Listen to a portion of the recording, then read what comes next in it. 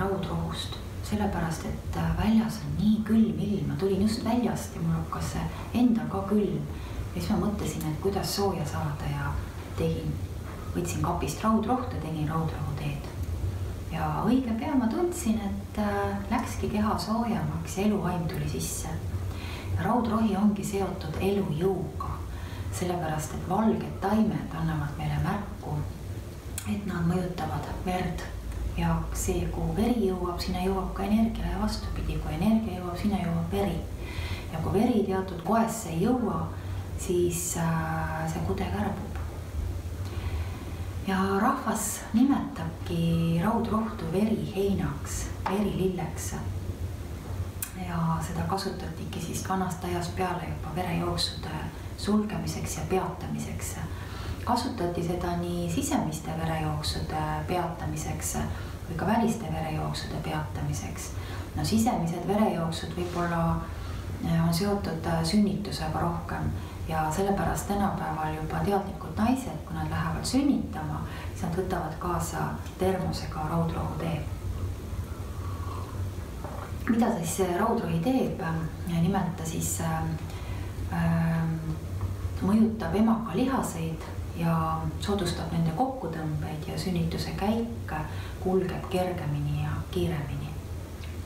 Aga väliste verejooksudega me teame kõik, et raudrohulehte võib panna näiteks haava peale või väikese kriimustuse peale vere sulgemiseks. No siis on teada veel üks selline rahvatarkus, et kui pea hakkas valutama, siis raudrohu varrega torgiti ninas katki vere soonekene ja sealt päästeti siis rõhk ajuveresoontest välja ja olemine läks palju kergemaks. Ja muidugi pärast, et seda veresoont kinni panna, siis võis hõõruda raudrohulehte sõrmede vahel ja pandi see siis sinna selle väikese haavakese peale, et see sulgeda. Ladinakeelne nimetus raudrohul on Achilleumile folium, mis annab märku siis sellest, ehk siis vana legend räägib, et juba Achilleus väepealikuna kasutas oma väekäikudel siis just nimelt raudrohust tehtud rohtusi verejooksude sulgemiseks ja tema sõduritel oli antud ka korraldus, et kui haavad veritsevad ja neid on vaja siis päästa ja sulgeda, siis tuli kasutada raudrohtu. On teada ka legendis see, et Achilleuse ema tahtis oma poega päästada, kastis teda püha vette ja kuskil siis kinni hoidis ta kinni kannast ja see kand jäi vette kastmata ja sealt tuleb siis selline väljend nagu Achilleuse kand, ehk siis see on see nõrk koht. Aga selleks, et see kand siis hiljem ikkagi tugev oleks, räägitakse, et Achilleuse ema tegi oma pojale just nimelt raudrohu jalavanne. Ja raudrohu jalavannid on väga head vere sulgemiseks, aga ka veresoonkonna mõjutamiseks alt jala reflekspunktide kaudu. Nii et raudrohu jalavanne tasub ka siis külma ilmaga teha. Kuna raudrohi on väga elujõuline taim, nimelt kevadel vara hakkab ta maa seest välja tulema, neid õrnu lehekesi, siis mis ei ole veel karmiks läinud, saab süüa ja tõepoolest tuleb selline vägi ja energia sisse, kui oled 10 lehekest ära söönud. Ja tegelikult võib raudrohu jõulisi õisikuid leida isegi detsembrikuus lume alt või lund peale, kui lund pealt ära kraapida, nii nagu muinasjutus. Sellepärast, et nad on tõesti vägevad ja kestavad kaua. Nii et kui suvel te tunnete näiteks raudrohu intensiivset lõhna, eriti siis, kui päikese paisteline ilm on, siis seda on juba kaugele tunda, te võite kaugel taimata, et kuskil on õitsev raudrohu põld. Raudrohu õisikud on mõlema soolised, nii emas kui isas õisikud ja sealt võib siis lugeda välja sellist huvitavat informatsiooni, et raudrohtu kasutatakse nii meeste kui naiste probleemide puhul ja raudrohi energeetiliselt aitab siis aru saada enda rollis siin elus, et kas ma olen võtnud endale õige rolli või olen ma naine, aga millegipärast teen meeste asju siin elus. Olen mees, aga millegipärast käitun võib-olla rohkem naisterahva moodi. Raudrohi aitab aru saada, kes ma olen ja mida ma siin elus tegema pean.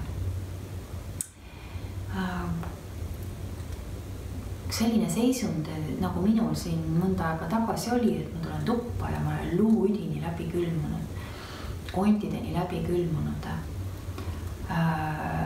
Nii külm on, et ma ei viitsi isegi liikutada, ei taha liikutada ennast ja mõtlemine ka ei tööta. Vot see on raudrohu seisund ja kui elus selline tunne või seisund peale tuleb, siis võibki kasutada raudrohtu. Raudrohust võib teha siis erinevaid looduslikke rohtusi. Nimelt võib teha temast teed, nagu mina siin praegu joon, raudrohu teed. Teda juuakse soojalt, ta soojendab kogu keha, kiirendab vereringlust, teeb keha soojaks. Ja raudrohu tee on just nagu selline äkiline keha üles äratamine.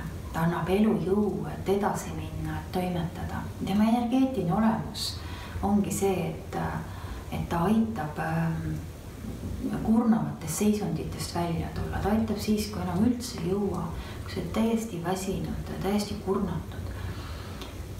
Siis võib kasutada raudrohu lillevett. Raudrohu lillevesi on mul siin pudelis ja mina näiteks kasutan teda siis, mul tuleb uni peale, aga magama veel ei peaks minema. Näiteks autosõitude ajal või näiteks päeval, kui kipub siuke unine peale tunne tulema. Ja siis sa tunnedki siukest ergutavat, elustavat hoovust enda peal.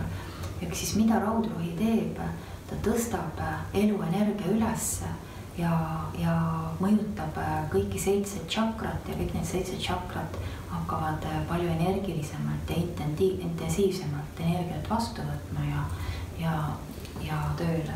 Samas raudrohi parandab ka meie energia välja.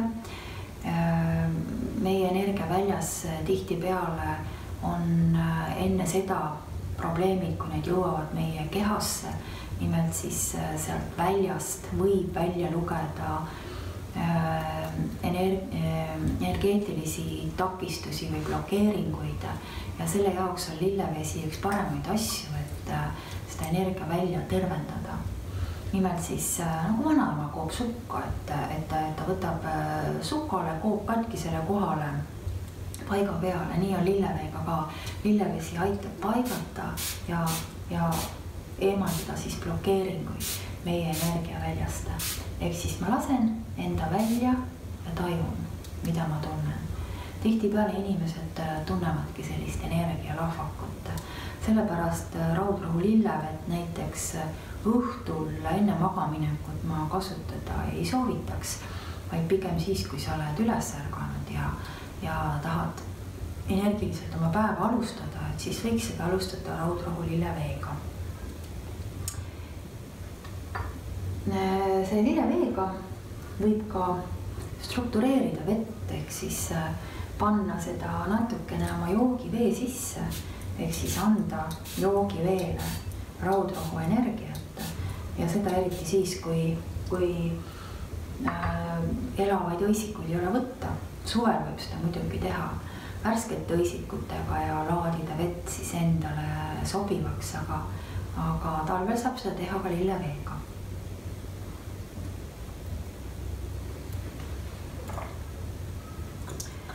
Raudrohi veriheinana on väga hea veresulgeja ja sellepärast ta on üks taimedest, mis aitab kustutada valumälu.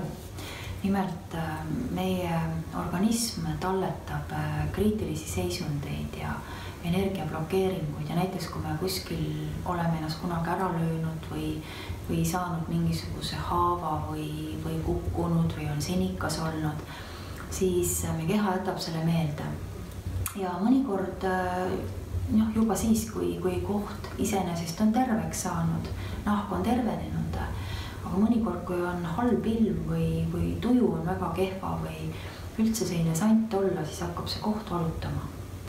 Ja vot siis ei osata enam midagi teha. Ja sellisel puhul raudrohi näiteks lilleveena on väga hea sellise peale pihustatuna just nimelt, et seda blokeeringut saad vabastada. Eriti kui on olnud tegemist selliste nahahaavade või vigastustega, kus veri on väljas olnud. Ehk siis veriheina vere peale. Väga hästi võib panna raudrohu lillevett näiteks ka muhkude peale, ära löödud kohtade peale. Mäletan, üks ema rääkis mulle, et tema laps sõidis rattaga ja pimedas. Sõidis kodu poole ja kuidagi pööras rattast õnnetult niimoodi, et lendas siis koos rattaga kraavi. Kui ta koju jõudis, siis üks suul oli täiesti paistes. Ja ema pani ruttu raudrohu lillevett peale ja hommikuks oli sinikas täiesti hajunud ja peaaegu ei olnudki näha, et tegemist on traumaga. Siin taimekaardi peal on ka näha, et raudrohi mõjutab kõiki energiakeskuseid. Tõeliselt vägev taim. Ta on üks taim, mille kohta öeldakse, et ta annab naiste riided. Mis see tähendab? Tähendab seda, et ta on üks väga hea taim teena kasutatuna just menstruatsiooni probleemide puhul, et üks siis kahest, et kas verejooks on liiga jõuline, liiga tugev või siis verd on liiga vähe. Ta on üks taim, mille kohta öeldakse, et ta annab naiste riided, mis tähendab seda, et teda kasutatakse siis menstruatsiooni probleemide puhul, et kas siis verd on liiga palju või verejooksu üldse ei ole. Aga samas on ta väga hea taim ka meeste jõu tõstmiseks ja kui meestel on potentsi probleemid, siis on raudrohi üks taim, mida võib näiteks siis rohtude koostises kasutada, et kas siis tinktuurina või teena. Kuna tõesti ta jõuab igale poole, raudrohu toime jõuab igale poole, kuhu jõuab veri, ta on väga rauarikas taim muuseas, siis on ta kasutatav ka peavalude puhul. Eriti sellised peavalud, mis on tulnud külmetamisest või sellest, et tuul on läbi tõmmanud. Samas muidugi on ta jälle väga hea taim ka kõhuvalude puhul. Nimelt siis, kui sa oled söönud midagi, mis organism seedida ei suuda. Ja väga hea taim ka kurguvalude puhul. Nii siis teena sisse juues, kui köha on, et lima väljutada bronhidest, kui ka näiteks kurgu loputamise jaoks.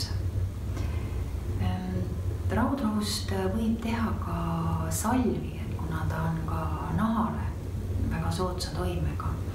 Nimelt siis ta parandab naha verevarustust ja parandab ka sellised väikesed mikrohaavad ja mõjub ka väga hästi kortsudele, nii et minul on raudrohi minu sellise silmasalvi koostises, mida ma panen siis õhtut ja hommikuti silma alla, et silmaalune nahk ilus oleks. Võib panna raudrohtu ka näiteks väga hästi ürdisoola sisse.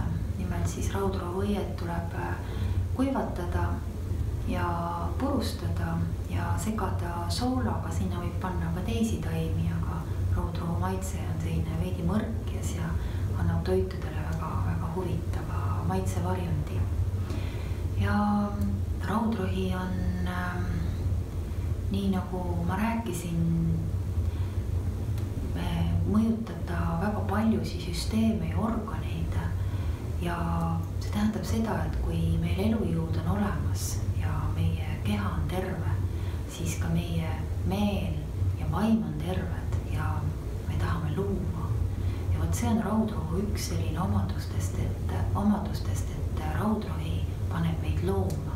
Ta teeb meid nii terveks, et meil tuleb loomistahe tagasi. Paar korda on mul elus tulnud ette vaja olnud kasutada raudrohu lillevett ka väga raskete seisundite puhul. Nimelt inimesed on olnud koomas intensiivravi osakonnas jälgimise all ja mitu päeva juba väga raskes seisundis. Ja ükskõik, mis neile siis ka teed või mõjutad või puudutad neid, nad ei reageeri, sest seal on ilusti näha ekraani pealt, et kas mingisugune elutegevus käib või käi, et kuidas süda töötab ja nii edasi. Ja ma olen neile proovinud siis raudrohu lillevett peale pihustada ja see võib olla kokkusattumus või juhus, aga need inimesed on järgmisel päeval koomast üles tulnud ja seda mitte 2 või isegi 3 korda.